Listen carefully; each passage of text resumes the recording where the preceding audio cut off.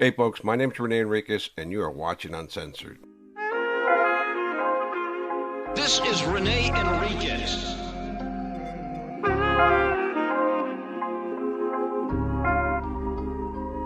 Nickname Bootser. Black Hand of the Mexican Mafia. Prison gang politics. Hey folks, my name is Rene Enriquez and you are watching Uncensored. Today, we have a profile and it's one of my old friends. Well, kind of a friend. Sometimes a friend.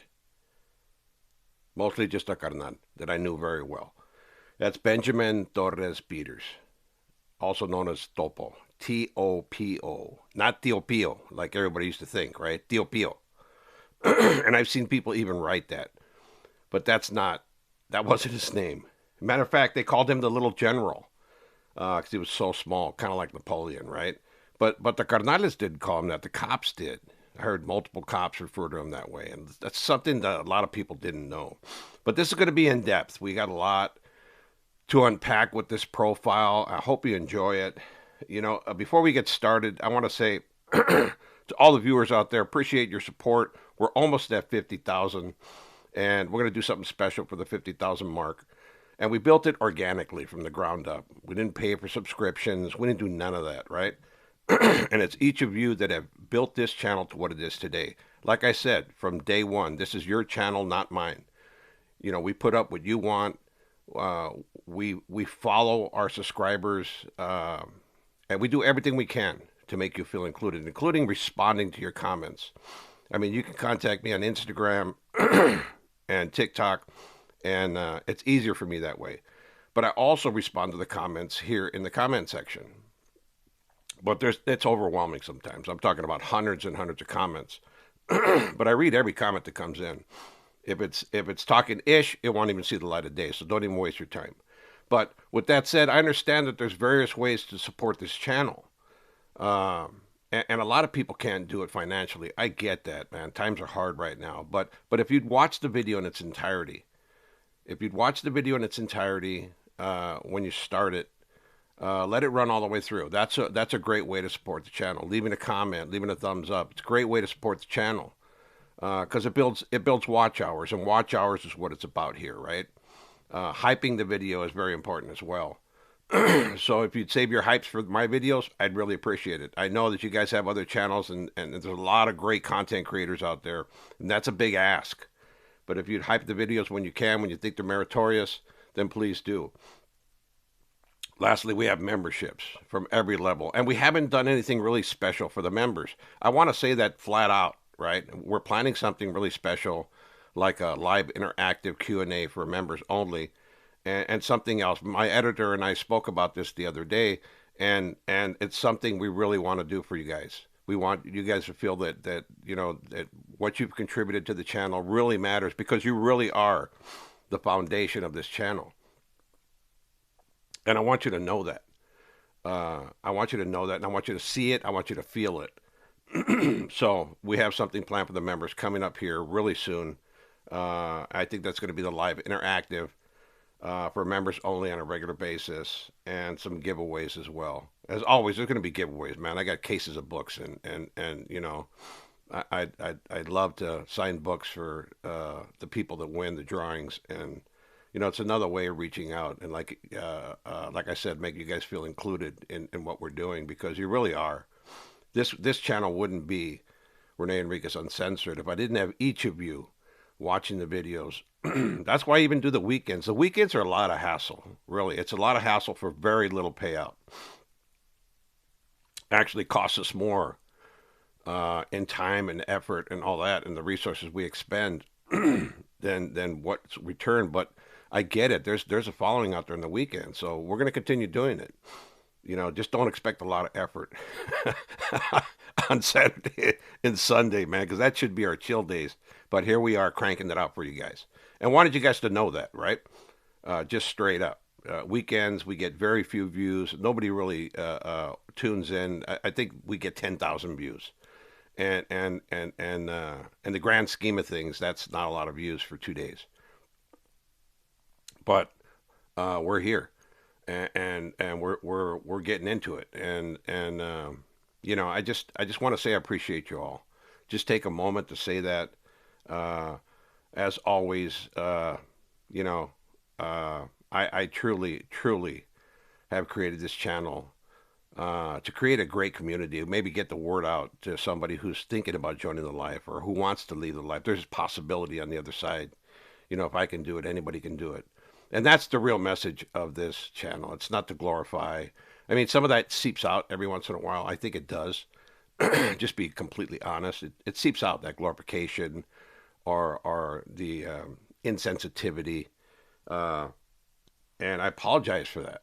That's just when you get into this mode when you're talking about your past life, it's hard to parse those two aspects of the personality.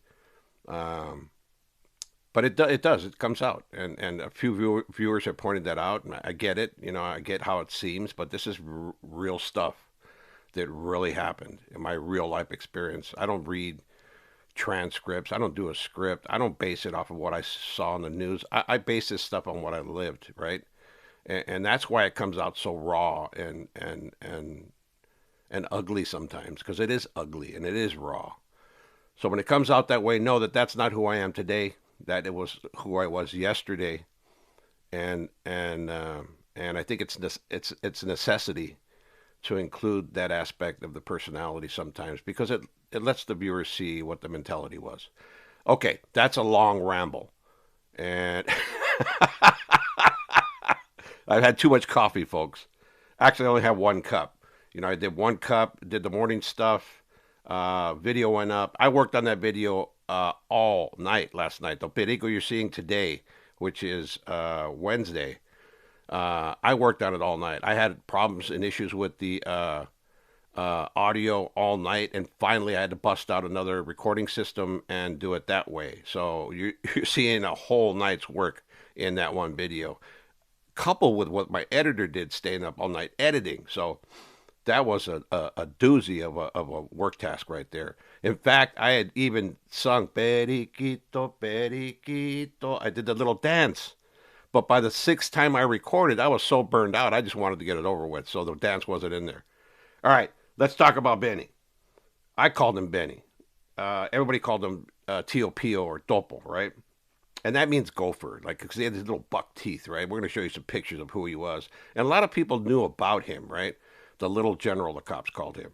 And he was a short guy. He was 5'4", little tiny guy, right? He had a huge voice. When I first met him was in San Quentin. I never even saw him. But he was calling. I was a tier tender, what they used to call like a porter, right? Like a janitor for the block in North Block. And he was in Hotel California. It was a fifth tier yard side North Block. And on that tier was entirely A, B, and M. That's all it was. The camaradas were housed on the fourth and third tier, the associates and camaradas at the time. But carnales were housed on the fifth tier. And I remember the first time I heard him, he was calling to me from about 7 cells away. I was at the end of the grill gate that closed off the tier, and his voice was booming, huge, like Vavoom from Felix the Cat. Remember Vavoom? He would yell Vavoom and knock down dams and knock down walls. That's the kind of voice he had. He was loud. Hey, little brother, he calls to me. Can you do this or do that? I was the guy in North Block that had GP access. I was a mainliner, right? But I lived in North Block. That's how the block workers were assigned in those days. If you were hired as a block worker, you lived in that block. So I lived in North Block. I had GP access. So I would take everything, their laundry, I'd take it to the dry cleaners. All those guys had their dry cleaning done every week. Cigarettes, food, I would get like flats of eggs and blocks of cheese, everything they needed. That's how it started, right? That was my first introduction to the carnales.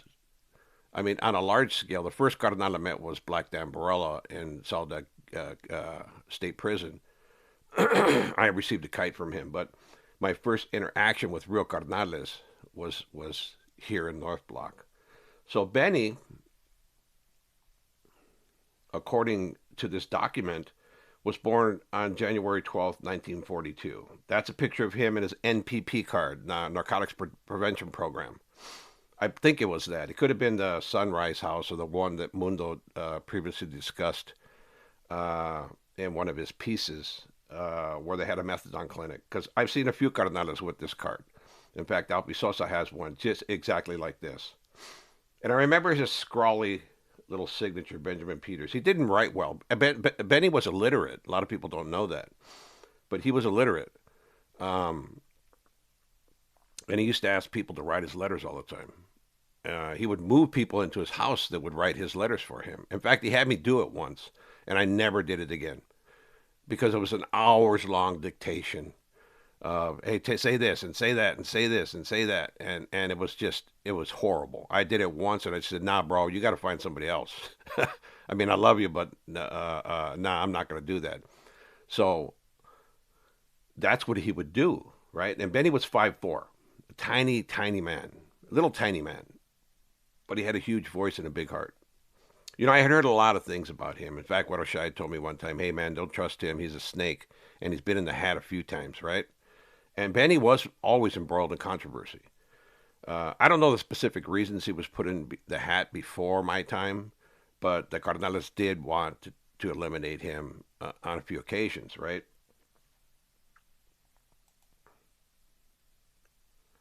This is a picture of Benny as a baby.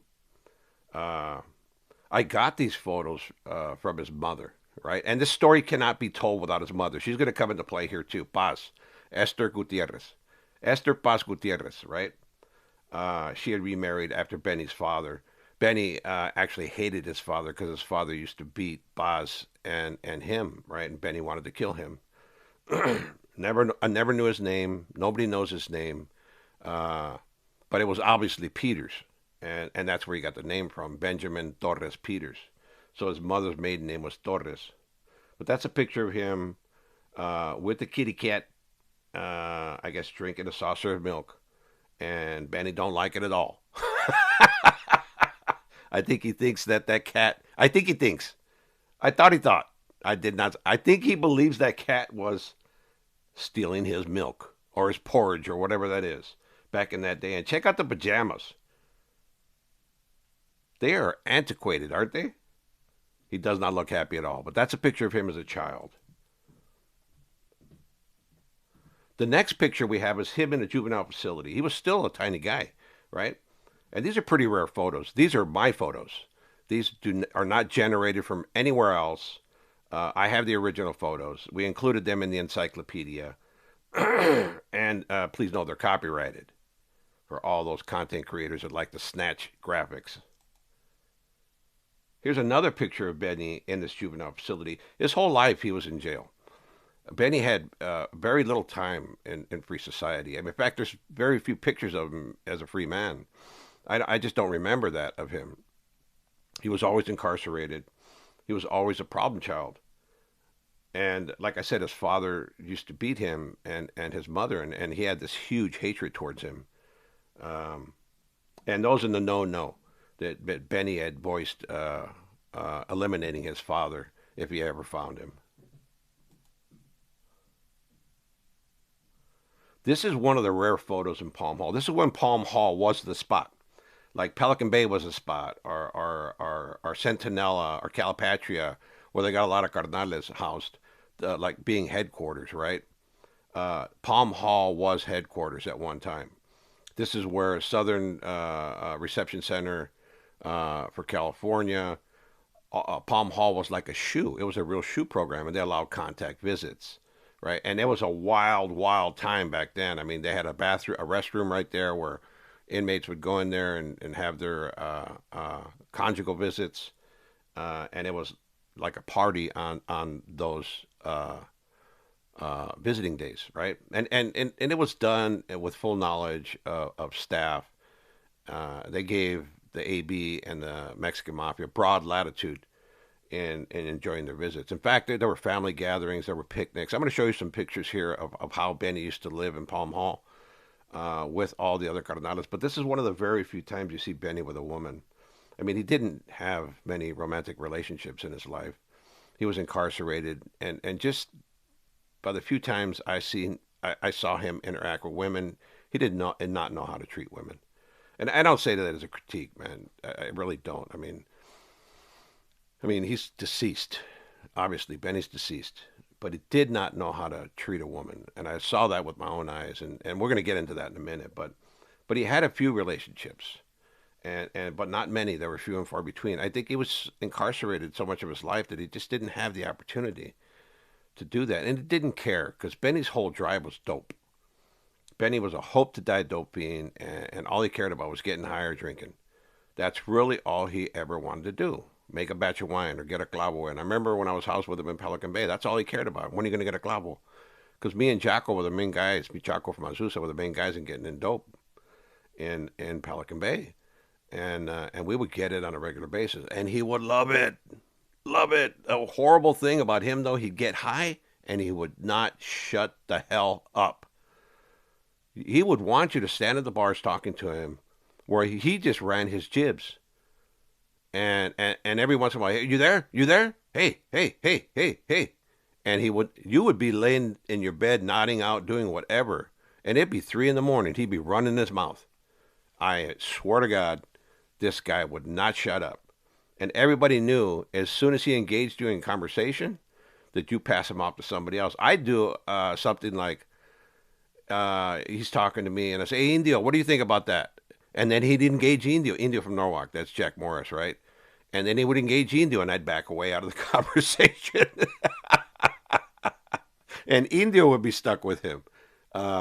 Yeah, he would do this. I mean, there was a pod where me, Benny, Little Boxer, Bruiser from the Avenues, Daryl Baca, Mus from Maravilla, Mo from White Fence, Jaco Padilla from Avenues. We're all housed together there, right? And we would get these clavos, and Benny would just go on rants like for days at a time. For as long as the clavo lasted, Benny was talking, and that was what it was known for flapping at the gums, right? And he was loud like Widow Sherm. But this is one of the few pictures that Benny was captured. It's kind of blurry, but I have the original photo of him here in Palm Hall. Here's another picture of Benny when he ran to Mexico, when he was on the run. And this is some woman. Check out these cool bangs, man. Those are so cool right there. Check out Benny's hair. He needs a haircut. And check out his little gopher teeth.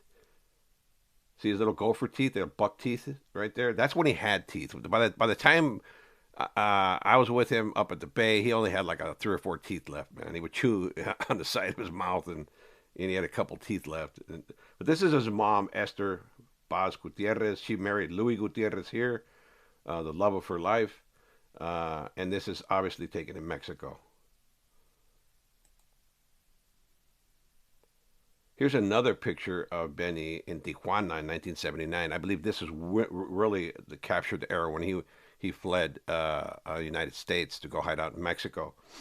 I believe Mundo speaks about this in one of his episodes. And this is another woman that he had a relationship with. And like I said, they're few and far between. And I don't think anybody's captured this in the past. There might be some of these images that we included in the encyclopedia, or Mundo may have covered it in a previous story. But I wanted to show you that he had very few relationships, right? This just wasn't his forte. Benny wasn't a ladies' man. He was just a mobster. A thug, a ruffian, a brute. That's really what he was. He was uncouth, unpolished, very vulgar, illiterate. But if you knew him, you knew him, right? And you look past all those flaws. That's how I used to think, right? That you look past the flaws of a carnal, if he's a carnal that you know, and a carnal that you did dirt with, and a carnal that you liked. And I liked Betty for a time, right? I liked him for a time. He was my buddy. And I think one of my fatal flaws was sticking with him. I stuck with Benny all through the chaotic politics and all through the campaigns. I stuck with Benny, and everybody knew that. And I think that's one of the reasons I got targeted, is because I supported Benny, and he could do no wrong. We came to a point where we were going to eliminate Benny. We knew we were going to have to at some point, but that's later in the story. But I stuck with him with all his flaws and all the things he did wrong uh, until it got to the point where we couldn't do it anymore. But this is him in Mexico in Rosarito. I guess one of the tourist attractions there. And this is him. I would assume at his mom's house, right? His mom used to live on Soto and Whittier in East Los Angeles, right across the street from Elysian High. In fact, that was a stomping ground for the mob. There were meetings there. There was a bunch of stuff that happened there. We're going to get into that in a second because no story can be told about Benny without including his mom. And his mom was as much a mobster as he was. In fact, she was quite dangerous. We'll get into that in a sec. But what I caught my attention here was the vinyl covering right here on these sofas and chairs. That's old school right there. That's old school. And Benny, I thought that was kind of ironic that he's holding a cross here. He's holding a cross, and you can see his little can of Budweiser there. He looks a little buzzed. Maybe he's got a few beers in. But he was always skinny, right? Little tiny guy. Skinny, tiny guy. But like I said, no story can be told about Benjamin Peters unless you include his mom. Because they're one and the same. Same type of personality, same over the top voice, loud, uh, attention seeking. In fact, Boz used to wear wigs. That's a wig there. Her hair was almost gone. And nobody knew that. And she had, over the top personality. And one of the things that Wadoshai told me about is, hey, when you speak to Paz, because I used to call her all the time, I knew her. And she knew my mother, right? And she was one of the señoras. Paz was one of the señoras. She attended juntas. They had juntas at her house. Actually, Carnales used to live at her house. When they parole or they had to run, they'd go to Paz's house. And Paz took them in like kids. But she was dangerous. And Wadoshai once told me, he says, be careful what you say to her. She will twist it up, and she will get you crossed up with Topo, and she's dangerous. So every time I called her, I would repeat the message 3 or 4 times. I said, Paz, I want to make sure this message is clear. Tell Benny I said hello. And I said, what's up? But you'd have to be careful because she said, she would go and tell him. He said, he said, what's up? Like in a challenge, right? She would change the tone of messages. She would change the word of messages. The literal translation of the message will become her interpretation of what it was, whether she liked you or not. And that's the terrible part about Paz.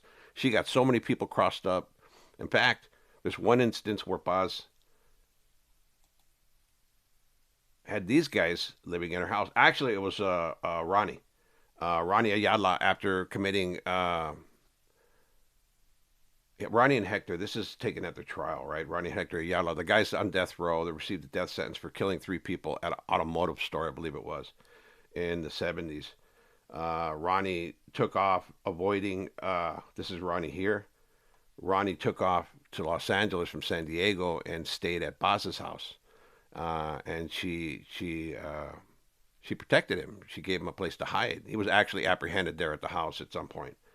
So multiple carnales have lived there and camaradas, and they would take care of Paz. She loved the attention. She loved that queen status that she had, and she did have queen status. In fact, another carnal. This is Ronnie and Hector. This is Hector. This is Ronnie. The guy's now in the general population. I believe Ronnie just got indicted again on another series of indictments and was being housed out of state somewhere. I read that somewhere. I'm not certain on that, so don't call me on it because I'm saying I'm uncertain. But another carnal that lived there was this guy, Sluggo Pineda. That's Sluggo from Hazard, right? Old guy. I remember him from Folsom, man. Funny story. He was cellies with a guy from Wilmas, and Sluggo was slinging product at the time, making gobs of money. And he used his celly and his mom to send the money to. He did mail-outs, what we call mail-outs. You get a bindle or a paper of product, and then you'd have somebody send $50 to the address that he provided. And he used his celly's mom to keep all his money. One day, I'm a tier tender in 5 Block, Folsom. and that's where I first met Sluggo. And I say this because Sluggo lived with Paz Gutierrez, right? Topo's mom. And after he paroled, after this instance where I saw him, he went and moved in with Paz. But the story is, I'm walking down the tier one time and I hear, ow, oh, ow, ow, ow. I hear all this scuffle come from his cell, and I go and look. And anybody knows that in 5 Block, it's like a dungeon, right? They have these solid steel doors with a little slot on the top and a bunch of holes like about that big, about the size of a 50-cent piece, throughout the door for ventilation, like a dungeon. Those doors look like dungeons. That's what prison was. That's what prison was. Prison, right? So I'm pushing a broom. I go up to the cell and I look in, and Sluggo has this guy who's his cellie, who's huge. He's over 6 feet tall. Sluggo's a little tiny man, about the same size as Topo, and he's stabbing him with a pair of tweezers, like he's really working him. Sluggo's stabbing his cellie up. He's got scratches on his neck, face, arms, and there's blood. And I'm looking at it. I said, what the hell's going on, Sluggo? And the guy tells me, Rene, help me. And I tell the Sluggo, what are you doing, bro? Because his cellie wasn't in the head. He was a good dude. He was a good camarada, right? And Sluggo tells me he stole all my money. All the money that he sent to this guy's mom, his mom spent. She wasted over 5,000. I think it was $5,400, something like that. It's a random number, right? But it was over $5,000, and Sluggo wanted to whack him, and Sluggo was whacking him, and I sat there at the door because I liked the guy. I really liked the guy, and I told Sluggo, I says, what happened? He said, I sent it to his mom. His mom spent it. I said, well, how is he responsible for that, bro? His mom did it, right? And Sluggo really wanted to eliminate him. Thankfully, I talked him out of it, but he was stabbed up with them tweezers at least 20 times, right? He was dripping everywhere. He was cut and scratched everywhere. And he survived it, right? The guy survived it. He stayed in the cell with Sluggo, and Sluggo a few days later says, yeah, it's just messed up. I lost all my money, right? I said, there's no way to recover it. His mom spent it. How are you going to recover it? And I was just a brand new carnal at the time, and Sluggo was a dinosaur. I loved his style because once in a while he would send me a little paper of product, just out of the blue. And he said, here you go, bro. And he was good at sharing, right? Other carnales weren't, but Sluggo was, right? And he was old paisa. He had an old paisa accent, everything, but he was a well-respected carnal. In fact, he had a little tattoo, one of the oldest I've seen, of a little manita like that. It was like that, a little black hand, and it had a circular chain around it, and it said M in the middle. And old tattoo. I have a picture of it somewhere. I should have put that up, but I didn't. But he moved in with Baz, and the terrible thing about this is that Baz lied. Baz first said that this individual tried to rape her.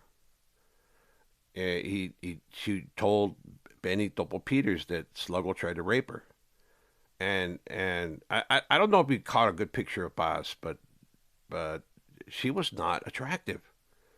I say that with all due respect, right? And I think that type of violence does not necessitate looks, right? But it was just outlandish. The claim was outlandish. So it started swirling everywhere in the organization. Sluggo tried to take advantage of Topo's mom while he was living there. And then it became that he raised his hand to her and was going to strike her. So everybody started questioning what happened, what went on. And as we went on investigating this, the story was evolving. And everybody knew already that it was Baz politicking on him, right? Baz has got notches, believe me. She got some notches on her belt, and this is one that I know intimately about, and ended badly for Sluggo, the individual depicted here.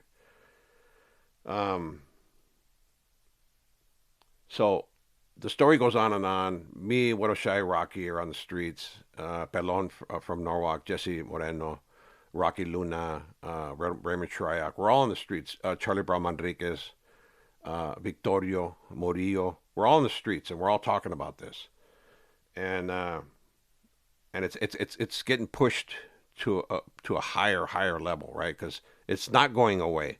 Once it was discounted that he didn't try to take advantage of her, and once it was discounted that he attempted to strike her, it then evolved into he made a romantic advancement towards me. In other words, Sluggo tried to pick up on Baz in the house while they're in the house at nighttime, right? Sluggo tried to put a romantic move down on Topo's mom, and we didn't even believe that. But it gotten to the point where it's explosive now. Benny's calling for his head, and sure enough,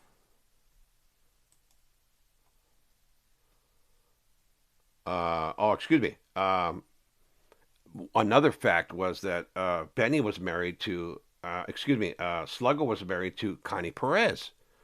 I used to correspond with her when I was in Folsom State Prison. I was cellies with Chavo Perez's brother, Louis, and Louis gave me her address, and I started corresponding with her. Connie is the woman that Mundo often talks about, where they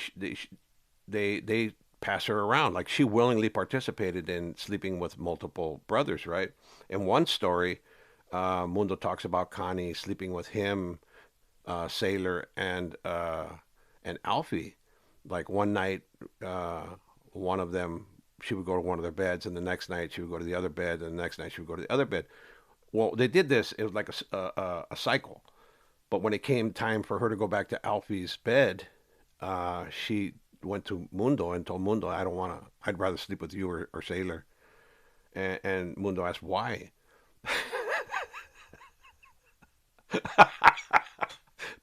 She said he was under endowed and couldn't satisfy her. So they made up some reason, and she slept with Mundo that night. Uh, on the way home, they told Alfie the story. They couldn't help it. They had to poke at his ego, right? And they says, "Hey, the reason she didn't sleep with you that night is because you have a little wee wee, right?" And he wanted to go back and eliminate her. That's how vindictive he was. He wanted Alfie wanted to go back and eliminate her, but Mundo and Sailor told him, "No, that's the Cardinal's sister," and she was down. She was as down as any Cardinal was. Uh, I heard that she became a Christian. She gave her life to the Lord, and she passed. So God bless her. May she rest in peace and in heaven. But that was Sluggo's wife. But Sluggo got embroiled in that political campaign, and this is to display the number of people involved in these stories. In one profile, in Topo's profile, all these people are involved, right? In some fashion or another. And Sluggo no differently, right? So I wanted to show you the incestuous way that incestuous. I mean Byzantinian and intertwining, right?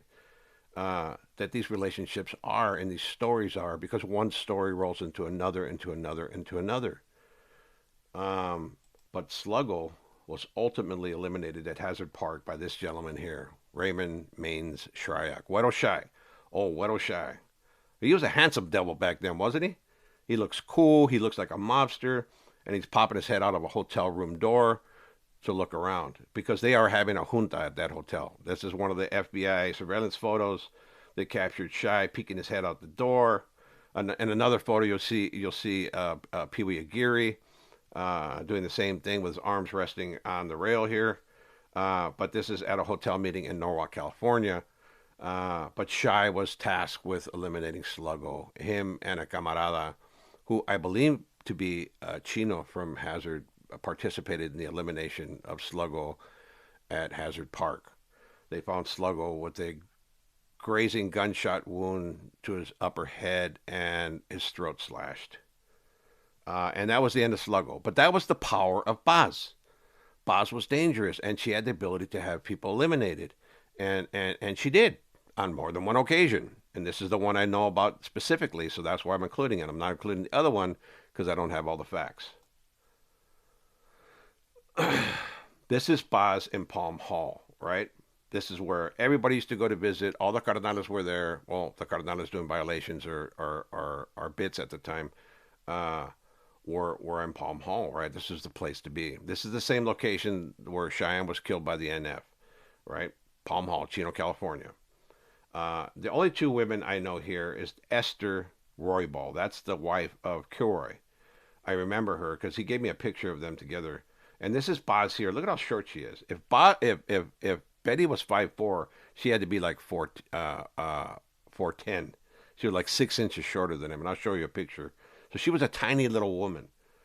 Tiny little woman. But she was gangster with it. She would bring in Clavo product all the time to Benny. uh, and that was a regular get down for him.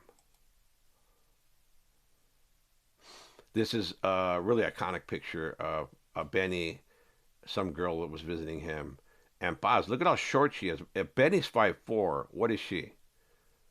4'8", 4'9", something like that. And this is Chuco Castro right here. This Chuco's then wife, right? Young Chuco Castro, and then as he was being sponsored into the organization, I think he just made his bones at this point. Um, I don't know who this tall gentleman is, and I don't know anybody else in this uh, picture here. And this is Benjamin Topo Peters with his mom. She was everywhere with him, like that was his wife. For for lack of a better phrase, that was his wife. It was his mom, but she was like a señora, right? And I don't know who this carnal is. I thought it was Fat George from Riva, but it doesn't look like him. But look at the woman with her hand right here. Look at the woman with her hand. I thought she was quite fetching, right? I've always loved this photo because I mean she's good looking and she's got a great body and she's got the audacity to throw up the hand, and everybody knows what that means. She's not saying hello. She's throwing up the black hand of the Mexican Mafia. This is in the visiting area in Palm Hall. Uh, they would allow the contact visits, and like I said, this place was off the chain. And Benny like really was in his heyday here as a carnal. He was young, he was viral, he was with other carnales, he was in good standing. This is another picture. I don't know who this carnal is. I know he is a carnal. Somebody identified him before. I think Mundo identified him for me, and I Choco or I forgot, right? But this is Betty Peters right here. That's his mom. That's Kilroy Roybal, and that's Kilroy's wife Esther. This is again in Palm Hall. Kilroy was kind of tall. I think he was about 6 feet tall. That's again Kilroy right there with Esther, Paz, and Benny Peters.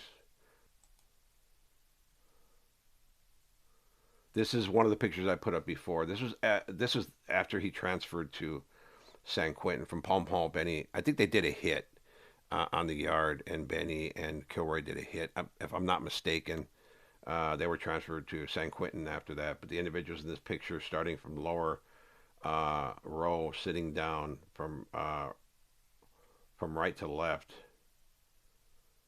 is a big hoss from Clanton, Benjamin Topo Peters, Spider Arriaga, David Arriaga, and then right to left in the middle row is Silent George from San Diego. That is Carlos from San Diego, the guy who just got hit. That's I don't know who this guy is. I still can't identify him, and nobody's been able to identify him among the viewers. But I think he has to be a carnal because he's there in the middle of all these carnales, unless he was a well respected camarada. This is Artie Guzman from Cobras, the one who's in RJD right now, and that's Perico Ochoa. This individual's deceased. This individual's deceased. This individual's deceased. This individual's deceased. This individual just got hit. This individual's living, and Perico died in Corcoran. Here's another picture, a group picture, where Benny's depicted in the center here where the cursor is. That's Spider Arriaga. That's Benjamin Peters. That's Pee Wee Aguirre, young Pee Wee Aguirre. In this top row is Silent George, George Ruiz, the Dio of Angel Valencia. That's Big Hoss from Clanton.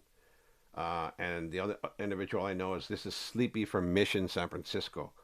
La Salette, Sleepy La Salette. He was never a carnal, but he was going to be made. He ended up dropping out and going into PC for some reason. I don't know what. But I remember when he was in San Quentin, him and Payaso from Corona eliminated an NF member, Diamond from Sacramento. Uh, they caught him in a cell in West Block, and they went in there and they put in the work. He was on the toilet at the time in the back of the cell. And the way they caught these guys, they followed the bloody footprints from the cell where the hit took place all the way to each respective cell. And I remember Payaso telling me about this guy eliminating Diamond. He held the door closed and kept point while Sleepy went in there and eliminated him. And I remember him telling me, he says, I remember when they carried his body past my cell on the gurney, and all I saw was that the victim had an erection. It was the craziest thing for him to remember, and it stuck in my head, right? And I was like, wow, that's something to remember, you know? But they were never prosecuted. They got away with it. I mean, they went to the shoe, or actually, it was called East Block. East Block, yeah. Or C section. No, they went to C section, Carson section, and that was South Block in San Quentin. And from there, last I heard of Payaso was that, and Sleepy had locked up, and Payaso had also locked up in some later years. They went into PC. Both of them defected. But that's a picture, a iconic picture. This is in San Quentin. I think this is in Max B, North Block, when all of them were there. This is another picture of Benny Topo Peters with a bunch of AB guys, right? This is, again, a carnal. These four guys are AB. This is Clifford Smith, I believe. I believe he was misidentified in the previous photo, claiming it to be Joe Morgan. It's not. And they called him Patitas. They called Benjamin Topo Peters Patitas, Patitas. That means small feet, right? Because he had tiny feet, like little tiny feet, like baby feet, right? The only individuals I know in this picture are Benjamin Topo Peters and Ricky Turflinger. I know Ricky pretty well. Really good guy, man. I heard that he also defected from the organization, his organization. Some of these other guys are iconic in the Aryan Brotherhood. But it shows the relationship that Benny had also with the AB. I mean, he always had a good relationship with them. He grew up with them through the system. And this is depicted here. Again, this is Palm Hall, Chino, California. They could have scaled these fences if they wanted to. Because this is the free world out here, right? This is the lax security that Cheeto had at the time. And this is the latitude they gave members. And Topo flourished here in this environment.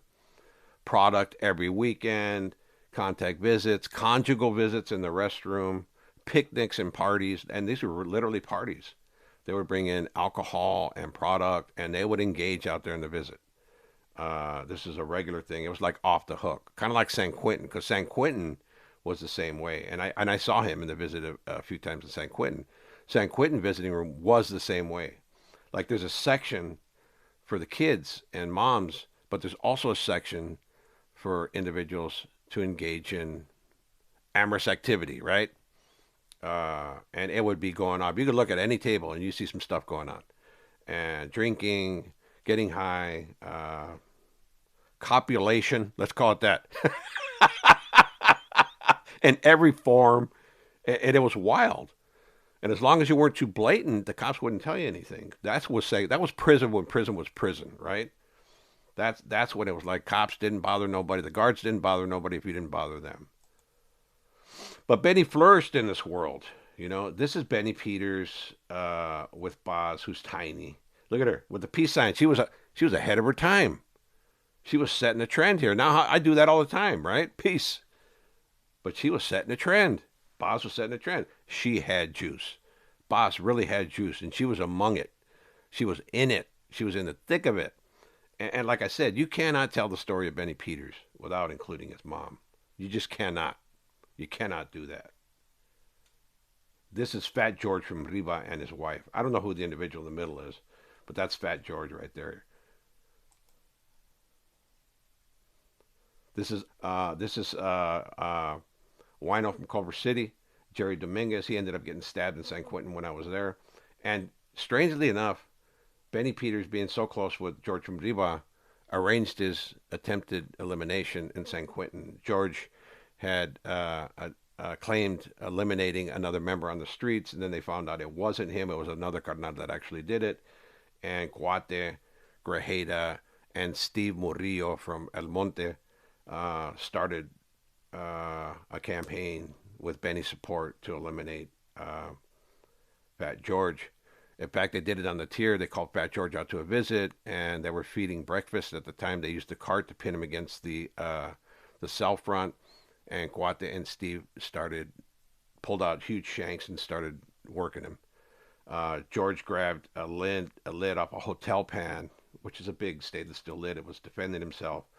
Ultimately, Steve Murillo tried to pull Cuate Grajeda off of Fat George, and for that act right there, they attempted to eliminate Steve Murillo in the adjustment center in San Quentin. months later. They called it cowardice, but actually Steve was trying to prevent Cuate from being shot because the gunner had just run up on the gun rail with a 12 gauge shotgun at point blank range. But they politicked on him. But that's the kind of friendships he had. He was kind of Machiavellian in his approach, very uneducated, but he was cutthroat. Benny was cutthroat, and he would eliminate friends as quickly as he embraced them. I mean, Benny really had no friends. He was a man unto himself, right? He was on an island. And in the later years, I started seeing this, that Benny was all alone. And the people that were most loyal to him were the people that he betrayed the most, the people that he abused the most, the people that he lied to the most. We saw that over and over again. With that said, this is a good clip for this video here. It's so much to cover still. There's so much more to cover on Benny that I'm going to have to do a part 2. I'm sorry, folks. I am sorry. But you're getting a cliffhanger. We'll come with part 2 on Friday. That's assured. With that said, folks, I hope you enjoyed this piece on Benny Peters. We got some audio and some video coming up as the campaign thickens on Benny, because there's going to be a campaign for his life, and it gets really deep. It gets really deep. Benny didn't go through unscathed. He did not go through the organization unscathed. I'll give you some introduction about his mom, about him, and all the stuff they're involved in. But it gets deeper. Benny had like a 40-year career in the organization, maybe a 50-year career in the organization, and there were a lot of pitfalls for him. There were some peaks, but there were plenty of valleys, and we're going to get into those valleys next episode. With that said, folks, hope you enjoyed this episode. Part 2 coming up soon. Peace out. Stay safe. This is Rene Enriquez.